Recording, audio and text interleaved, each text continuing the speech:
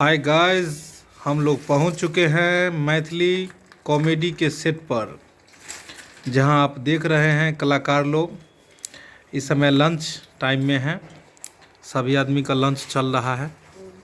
आप लोग को आश्चर्य लग रहा होगा कि नीचे ज़मीन पर बैठकर कलाकार खा रहे हैं, टेबल कुर्सी होना चाहिए, ऐसा खाना होना चाहिए। लेकिन आप लोग को हम बता दें कि ज़मीन पे बैठ के जितना आनंद आता है भोजन करने में, उतना आनंद जो है सो चेयर पे नहीं आता है। क्योंकि ज़मीन पे बैठने के बाद और तब भोजन करने के बाद एक अलग ही तरह का आनंद आता है। ये देखिए, देख रहे हैं सभी कलाकार अपनी अपनी वेशभूषा में हैं इस समय।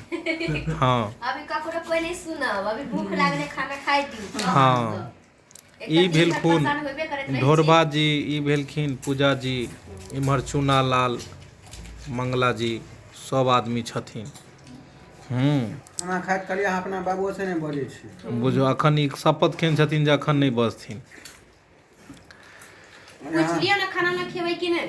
अच्छा ई बाजू कहू, अहाँ सबके हेतै कि खूब तेल तूल वाला खाना देखियो। अब खाना कथी खा रहल छै सेहो देखा रहल छै अहाँ सबके। चावल दालि सब्जी पापड़ ई अहाँ देखैत हेबै, आ साग छै। तऽ ज़्यादा तेल मसाला के वाला भी खाना आदमी के बहुत खराबी करै छै।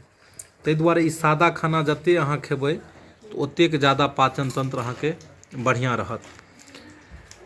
भात दालि तरकारी पापड़ अचार साग, इहो एगो सादा खाना। के लिए आदमी ज्यादा तेल मसाला खाए लगले हैं। और आइ काल्हि के लोग सब एतेक ज़्यादा तेल मसाला और डुप्लीकेट मसाला के प्रयोग करै छथि जे कि अपना शरीर में बहुत ज़्यादा हानिकारक रहै छै। बहुत ज़्यादा शरीर में जे छै से अहाँके ई गड़बड़ी करै छै। देखिए